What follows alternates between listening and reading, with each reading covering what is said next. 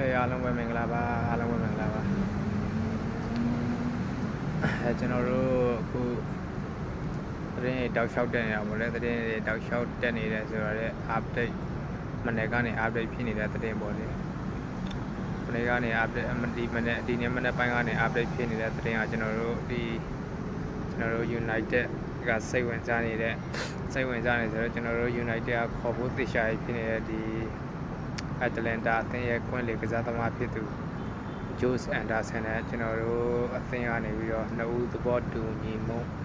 ရရှိခဲ့ပြီဖြစ်တဲ့အပြင် Atlanta အသင်းနဲ့ပါကျွန်တော်တို့ Man United နဲ့ဆွေးနွေးမှုတွေအကုန်လုံးပြီးဆုံးသွားပြီဆိုတဲ့အသင်းသတင်းပေါ့လေအဲဒီသတင်းကလက်ရှိမှာမှန်ကန်သွားပြီဖြစ်တယ်လို့သိရတယ်ပေါ့လေအကုန်လုံးမင်္ဂလာပါ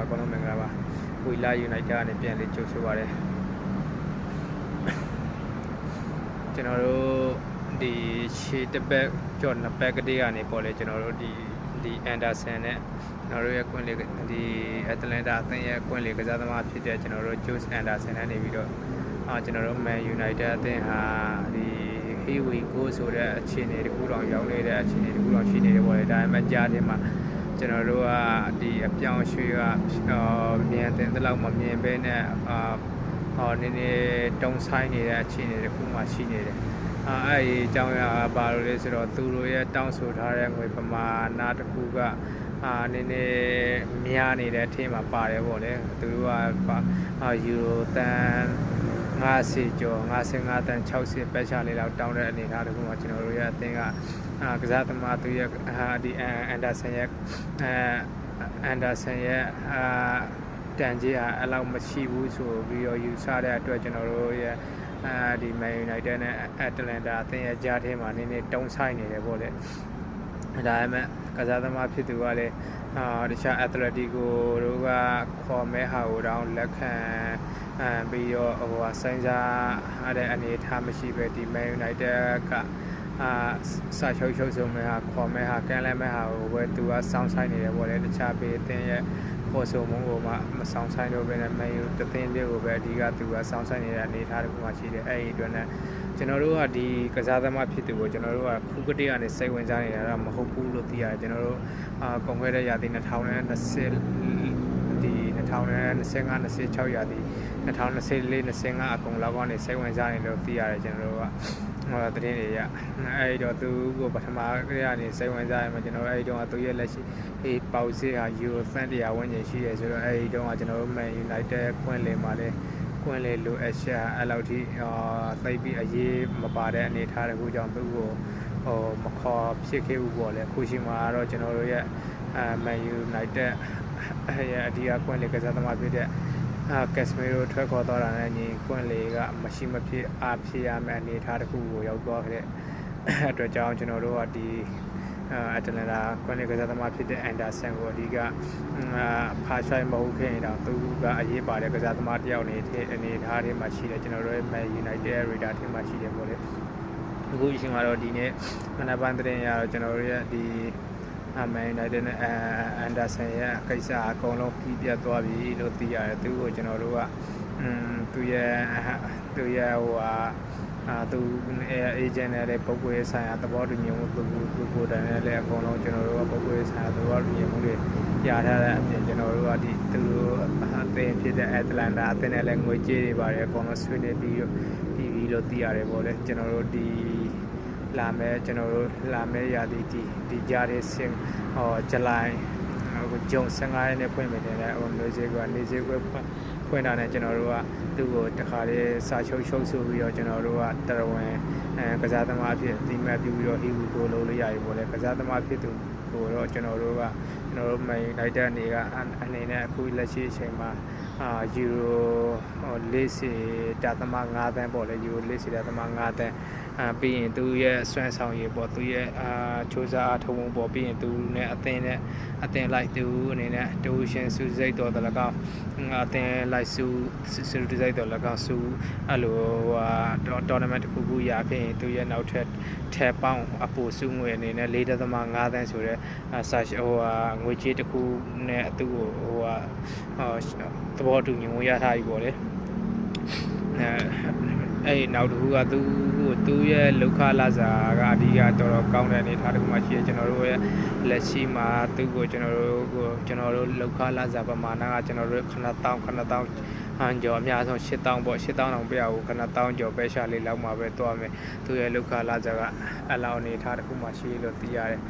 တပည့်လောက်ခလာစာကပေါ့လေအဲ့တော့သူအနေသူရဲ့တန်ချင်းနဲ့သူရဲ့ဒီနေရာမှာကစားတဲ့အနေအထားနဲ့ဆိုရင်တော်တော်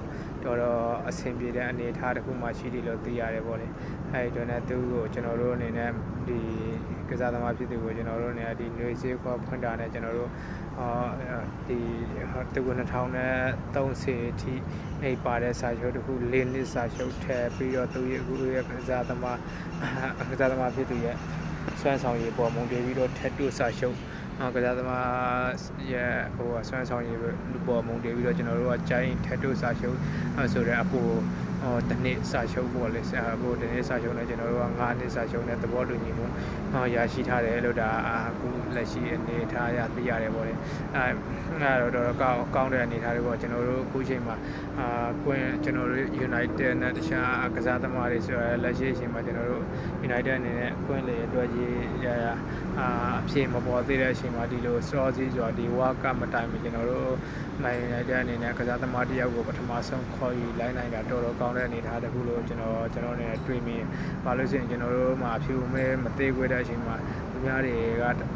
တော်တော်များများလုံးနေကြပြီကျွန်တော်တို့ဘက်ကသတင်းလာထွက်ပြီးမှလက်ရှိထိအကောင့်ထဲပါမှမခွန်နိုင်သေးတဲ့အချိန်မှာဒီလိုခွင့်လေကျွန်တော်တို့လိုအပ်နေတဲ့ခွင့်လေကစားသမားတယောက်ရောက်လာတာတော်ကောင်းတဲ့အနေအထားတစ်ခုလို့ကျွန်တော်အနေနဲ့မြင်မိတယ်အဓိကဖာရွှိုက်ကစားသမားကိုမရခဲ့ရင်တော့ကျွန်တော်တို့အနေနဲ့နည်းနည်းစိတ်သက်သာရရတယ်ပေါ့လေအဲ့လိုအနေအထားတစ်ခုရှိတယ်လို့ကျွန်တော်အနေနဲ့မြင်မိတယ်ပေါ့လေဒါတော်ကောင်းတဲ့ကစားသမားပါနောက်ဒီမှာတော့ကျွန်တော်တို့အနေနဲ့ကျွန်တော်တို့ United အနေနဲ့ကွင်းလေမှာလောဆယ်ဆိုရင်တော့မှကျွန်တော်တို့ကိုဗစ်မိန်တို့နဲ့ဒီအန်ဒါဆန်2ယောက်ရှိနေပြီဆိုတော့စိတ်ကကျွန်တော်တို့ရကွင်းလေကိုတော်သက်သာစေတယ်ပေါ့လေအဲဒီစိတ်တစ်ခုလေးကတော့မှဒါကတော့ကျွန်တော်တို့ဘက်ကတော့ဒီနေစေကွ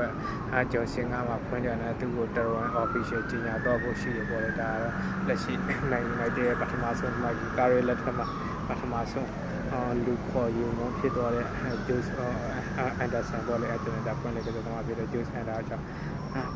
Anderson ဖြစ်တယ်Michael Carrick ရဲ့လူခေါ်ယူမှုကျွန်တော်တို့ Ineos အုပ်စုရဲ့လူခေါ်ယူမှုတွေဟာအကုန်ဒီမှာဘယ်လောက်ထိအထိမှန်ကန်မလဲဆိုတာတော့ကျွန်တော်တို့ဒီလာမယ့် Premier လေးရာသီမှာကျွန်တော်တို့စောင့်ကြည့်ရမှာပေါ့လေဒီ fresh ကလုံးဖြစ်မာလာပြီးရင်ဥကာတီလို့ဖြစ်မာလာဆိုတော့ကျွန်တော်တို့သိချာမသိရသေးတဲ့အတွက်လောစေကတော့ကျွန်တော်တို့ဘာမှပြောလို့မရသေးဘူးဒါပေမဲ့သူရဲ့ကစားရံကဒီတဲ့အဲ့လောက်ဆိုးတဲ့အနေအထားတစ်ခုမှမရှိဘူးကျွန်တော်တို့ဘာကြီးပဲဥကာတီတဲ့လို့လာမယ်လို့ထင်မိတယ်ဘာကြီးကျွန်တော်တို့ဒီလာမယ့်ရာသီမှာကျွန်တော်တို့စောင့်ကြည့်နေပဲသူကိုအမတ်တွေပေးသွားမှာပေါ့လေအမှန်ဖြစ်ပါဒီလိုခွင့်လေးကစားသမားတွေဒါအသေးတွေခေါင်းခိုင်းနေတဲ့အချိန်မှာသူတို့ဒီလောက်လောက်ခါလာကြပမာဏရဲ့ဒီပြန်တခုနဲ့ဒီဘောလုံးခိုင်းမှာဒီကိုတန်လက်ရှင်နဲ့ခေါ်နိုင်တဲ့အနေအထားတစ်ခုကတော့ကျွန်တော်တင်တဲ့ရောက်ပဲတဲ့ပမာဏတစ်ခုဖြစ်လို့ကျွန်တော်အနေနဲ့မြင်မိတယ်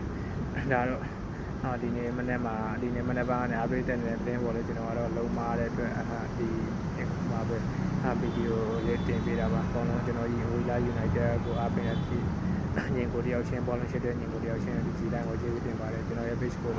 like and follow လုပ်ခဲ့ပေးပါလို့ပြောချင်ပါတယ်အကုန်လုံးကျေးဇူး